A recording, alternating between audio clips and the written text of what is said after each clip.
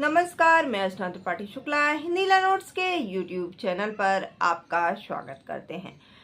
पत्नी द्वारा अगर झूठा केस किया गया है तो उससे हम कैसे बच सकते हैं, आज हम कुछ पॉइंट्स आपको बता रहे हैं कि जिसमें पत्नी द्वारा अगर कोई आपके पास झूठा केस किया गया है या किसी भी प्रकार का कोई मुकदमा है, अगर वह मुकदमा आप पर झूठा किया गया है तो आप उससे कैसे बच सकते हैं।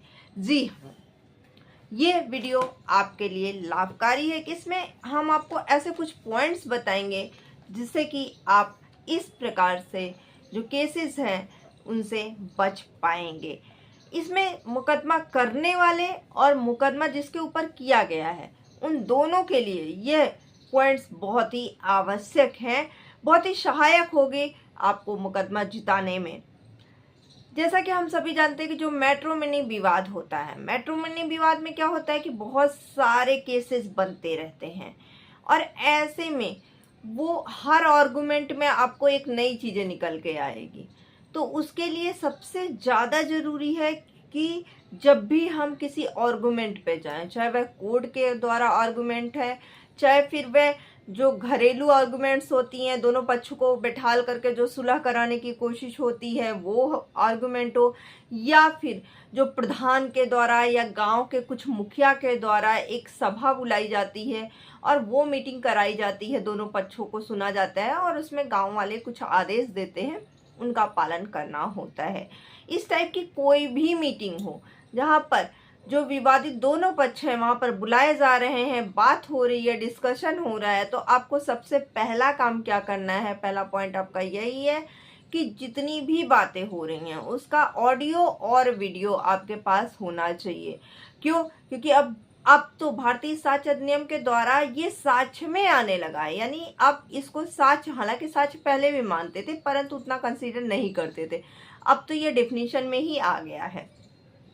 तो सबसे पहला चीज क्या है कि आपको ऑडियो और वीडियो रखना आवश्यक है। अगर आप ऑडियो वीडियो रखेंगे तो आप इसको साक्ष्य के तौर पर दिखा पाएंगे, और जब आप साक्ष्य के तौर पर इसको दिखा पाएंगे तो आप जो है वह सही साबित होने में आपको सहायता मिलेगी।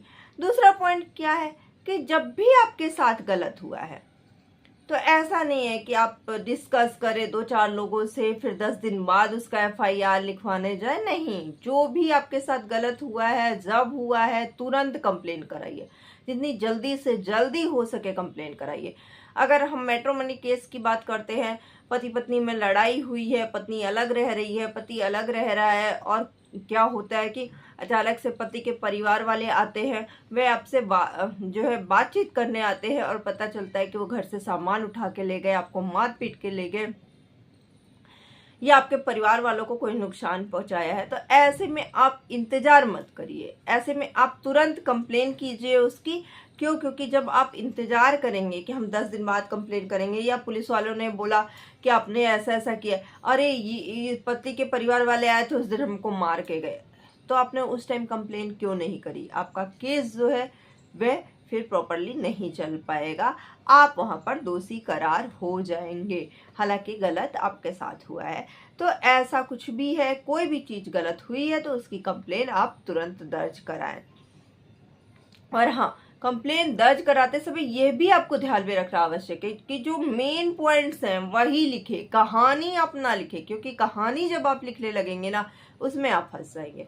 आप जो मेन पॉइंट्स है, जैसे उस दिन घटना हुई, पत्नी के घर वाले आए, तो आपको बस जस्ट इतना लिखना है कि हमारी शादी इस दिन हुई, मेरी पत्नी के घर वाले इस डेट में इस जो है इस समय पर आए और उन्होंने हमारे घर वालों के साथ मारपीट की, हमारे साथ मारपीट की, बस इतनी कंप्लेन दर्ज करानी। पूरी स्टोरी नहीं लिखनी है, पत्नी के साथ क्या हुआ, फिर हमने पत्नी को क्या बोला, पत्नी ने हमको क्या बोला, फिर घर में जाके क्या बोला, वो सब आपको डिटेल में नहीं देना है। जितनी जरूरत हो बस उतना ही पर्टिकुलर पॉइंट आप लिखिए।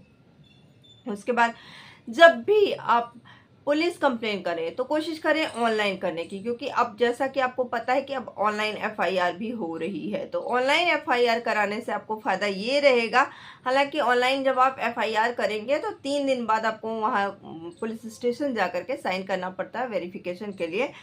तो जब आप ऑनलाइन रिपोर्ट करेंगे तो जैसे कि आपने घटना के लीजिए मान लीजिए मारपीट की रिपोर्ट कराई है, तो जब आप ऑनलाइन कराएंगे तो क्या होगा कि उसका रिकॉर्ड रहेगा, आपको भविष्य में भी वह काम आएगा।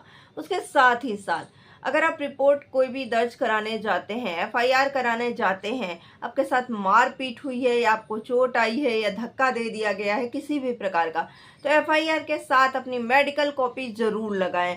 जब भी आपको चोट लगा है आप हॉस्पिटल जाइए, वहां से आप मेडिकल टेस्ट कराइए और उसकी प्रति जो है आप कंप्लेंट के साथ में लगाइए। इससे क्या होगा कि आपको कोर्ट में प्रूव करने में आसानी रहेगी कि उस दिन हमने एफआईआर के साथ मेडिकल कॉपी भी लगाई थी, मेडिकल टेस्ट की कॉपी। ठीक है, तो इससे आपको केस को जीतने में आसानी होगी। सबसे लास्ट पॉइंट ये है कि जब भी हम 498 का केस देखते हैं तो 498 के केस में आपने देखा होगा कि कभी कभी 5 साल, 7 साल, 8 साल ऐसे टाइम अभी तक लग रहा था। उस बीच में क्या होता था कि कई ऐसे केसेस हमने देखे जहां पर सेटलमेंट भी हो जाता था, परंतु अब सुप्रीम कोर्ट ने कह दिया है कि 3 साल के अंदर में सभी केसेस का निपटारा हो जाएगा।